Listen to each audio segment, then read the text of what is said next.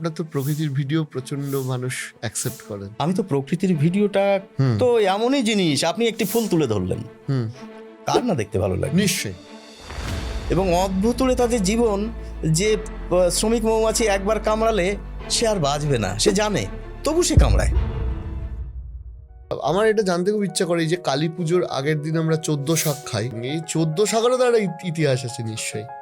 আমরা কি করি, বাজারে যাই, যে কোনো 14টা শাক আমাদের সামনে তুলে দিয়ে বলেন, 14টাও লাগে না, 4-5টা কেটে মিশিয়ে বলেন এটি 14 শাক। কিন্তু আপনি যদি পঞ্জিকা খোলেন, পঞ্জিকায় কিন্তু এই 14টা শাকের নাম উল্লেখ রয়েছে। যেমন আমি যদি একটি শাকের নাম বলি, শুষ্নি শাক, ওই শুষ্নি শাক খেলে ঘুম পায়।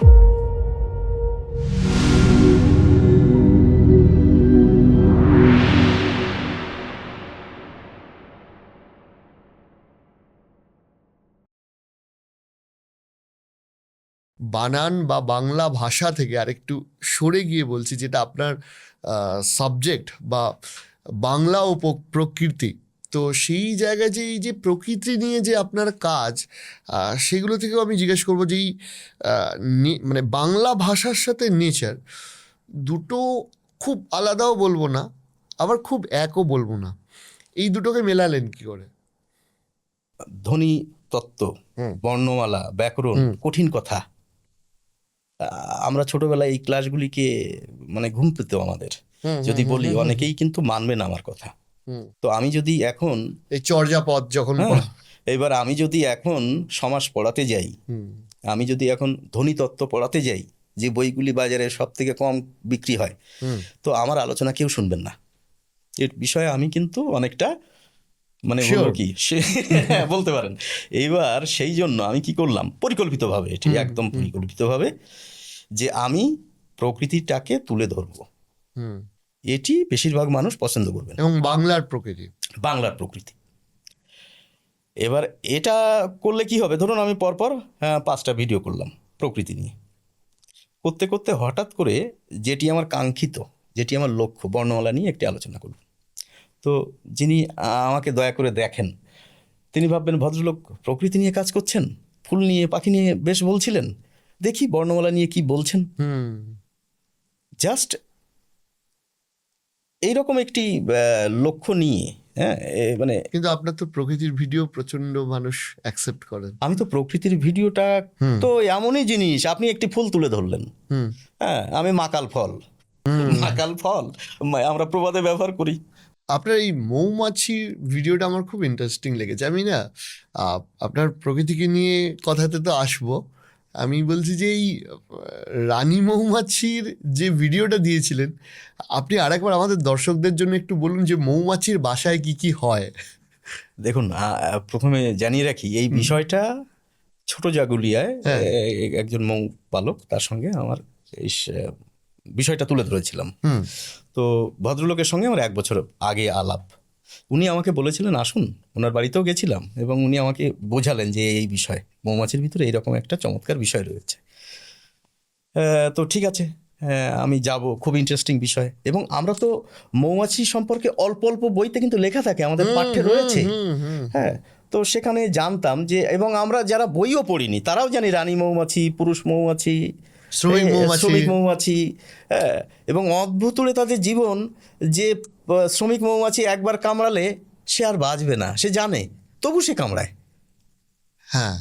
এই যে কথাগুলো কম বেশি আমরা জানি, এবং কি হচ্ছে, আমার বিশ্বাস ছিল যে এই বিষয়টা মানুষ আরো বেশি জানতে চায়। আচ্ছা, শ্রমিক মৌমাছি কাউকে একবার কামড়ালে সে আর বাঁচবে না, একটাই হুল থাকে, এবং আমাদের যদি কামড়ায় সেই হুলটা থেকে যায়, এবং সেই হুলটা যে থেকে রেখে গেল সে, তো তার তো দ্বিতীয় হুল হবে না, সে মারা যাবে, সে জানে, সে বোঝে, তবু সে কামড়ায়। আপনি তাহলে প্রকৃতি নিয়ে কি ধরনের ভিডিও বানান? দেখুন, খুব ইন্টারেস্টিং হয় বিষয়গুলো, এবং আমি চেষ্টা করি আমাদের চারিপাশে যে চেনা জানা, সাহিত্যে পড়েছি বা ব্যবহার করেছি বাস্তব জীবনে, এইগুলো। যেমন আমি যদি বলি মাকাল ফল, আমরা তো প্রবাদে ব্যবহার করি যে দেখতে সুন্দর অথবা তার কোনো গুণ নেই, তাকে তো আমরা মাকাল ফল বলি। তাহলে মাকাল ফল নামে তো বাস্তবে একটি ফল রয়েছে। আচ্ছা, সেই ফলটা চমৎকার, বুঝলেন? আমার মনে হয় না পৃথিবীতে ওর থেকে বেশি সুন্দর ফল আছে দেখতে, সেটাকে খাওয়া যায় না। সেই মাকাল ফলটা যদি আমি তুলে ধরি, কার না দেখতে ভালো লাগে? নিশ্চয়ই নিশ্চয়ই। হ্যাঁ, এবার ধরুন আলোচনায় এসে যায় 14 শাকের কথা। সো আমার এটা জানতে খুব ইচ্ছা করে, এই যে কালী পুজোর আগের দিন আমরা 14 শাক খাই, ভূত চতুর্দশী বলা হয় ওই দিনটিকে। ভূত চতুর্দশীর দিন, এই 14 শাকেরও তো একটা ইতিহাস আছে নিশ্চয়ই। এবং আমাদের বাপ ঠাকুরদা, আমাদের ঠাকুমা 14 পুরুষ, 14 শাক 14 পুরুষ পিছিয়ে যদি যাই, তারা তো খেতেন। এখন ওই 14 শাককে আমরা চিনি। আমরা কি করি, বাজারে যাই, যে কোনো 14টা শাক আমাদের সামনে তুলে দিয়ে বলেন, 14টাও লাগে না, 4-5টা কেটে মিশিয়ে বলেন এটি 14 শাক। কিন্তু আপনি যদি পঞ্জিকা খোলেন, পঞ্জিকায় কিন্তু এই 14টা শাকের নাম উল্লেখ রয়েছে। আপনি ভেষজ উদ্ভিদের বই রয়েছে ভালো ভালো বাজারে, সেখানে পেয়ে যাবেন। তো আমি কি করি, ওই 14টা শাককে আলাদা আলাদাভাবে মানুষের সামনে তুলে ধরি, এই যে দেখুন এটিকে এই শাক বলে। যেমন আমি যদি একটি শাকের নাম বলি, শুষ্নী শাক। শুষ্নী শাক আপনি চেনেন না মনে হয়? নাম শুনেছি, নাম শুনেছেন তো। এই শুষ্নী শাক, আলাদা করে শুষ্নী শাক এনে কোনোদিনও খাইনি। হ্যাঁ, তো শুষ্নী শাক 14 শাকের ভিতরে একটি। আচ্ছা। এবং শুষ্নী নাম শুনলেই কিন্তু শোয়া, ঘুমানোর একটি কথা এসে যাচ্ছে, জানেন তো। ওই শুষ্নী শাক খেলে ঘুম পায়, অর্থাৎ যারা ঘুমের সমস্যা আছে তারা যদি ওই শাকটি খান উপকারী পাবেন। হ্যাঁ, তো এই বিষয়গুলো আস্তে আস্তে মানুষের সামনে তুলে ধরি এবং শাকগুলিকে দেখাই, দেখুন এটাকে এই বলে, আমাদের পূর্বপুরুষেরা এটা খেতেন। হ্যাঁ, তাহলে মানুষ পছন্দ করেন এবং জানতেও পারেন। এটা আমারও ভালো লাগে, অনেকেই তো উৎসাহিত করেন। বাংলা, বাঙালি এবং প্রকৃতি, এইগুলো নিয়ে আপনার খুব ভালো চলছে। আচ্ছা, আমি লাস্ট একটা প্রশ্ন করে নিই। আপনার ভিডিওতে দেখছিলাম আবৃত্তি নাকি আবৃত্তি, সঠিক উচ্চারণটা কি? এটা আমার নিজের কাজের ফিল্ড বলে আমি জিজ্ঞাসা করে রাখছি। বিষয়টা হচ্ছে রিকার নিয়ে। আপনি ঘুরে ফিরে ওই বর্ণেই যাচ্ছেন। আসলে আমার কাজ ওই বর্ণই নিয়ে। রি যদি শব্দের শুরুতে থাকে আমাদের কোনো সমস্যা নেই। কিরকম? বৃত্ত। তাহলে বয় রিটাকে আমরা উচ্চারণে কিভাবে প্রকাশ করতে পারি? বয় রফলা হ্রস্ব ইকার দিয়ে। আপনি বয় রি বলছেন, তো বৃত্ততে বয় রি বলছেন এবং সেই রিকারটি কোথায় রয়েছে? শব্দের শুরুতে। তাহলে আমি ওটাকে উচ্চারণ, মানে মুখে যেটা বলছি সেটি যদি প্রকাশ করতে চাই, লিখে উচ্চারণের অভিধানে যেভাবে লেখা থাকে, বয় রফলা হ্রস্ব ইকার, রিকারের উচ্চারণ হচ্ছে ওটা, যদি শব্দের শুরুতে থাকে। মাঝে এসে গেলে ওই দ্বিত্ব ঘটে যাওয়ার একটি প্রবণতা এসে যায়। যেভাবে আমরা বলেছি বফলা, মফলা, জফলা যদি শব্দের শুরুতে বা শেষে থাকে তাহলে যার নিচে যুক্ত থাকে সেটিকে ডবল করে দেয়। একইভাবে রিকার যদি শব্দের মাঝে থাকে বা শেষে থাকে তাহলে ওই দ্বিত্ব করে দেওয়ার, ডবল করে দেওয়ার একটি প্রবণতা এসে যায়। একটি উদাহরণ যদি আমরা নিই, মাঝে রয়েছে বৃত্তি বলেছেন আপনি, আ লাগিয়ে দিন, তাহলে কি এসে যাচ্ছে? ডবল করে দেবে, আবৃত্তি। আচ্ছা, আবৃত্তি। এটিই কিন্তু আপনি বেশিরভাগ মানুষের কাছে শুনতে পাবেন, তারা শিক্ষিত। আবৃত্তি নয় না, আমি বলছি আমাদের প্রবণতার কথা। আর সঠিকটার কথা পরে যাচ্ছি, আগে আমি বলছি যদি রিকার মাঝে থাকে শেষে থাকে তাহলে ডাবল করে দেবে। এটি হচ্ছে স্বাভাবিক প্রবণতা।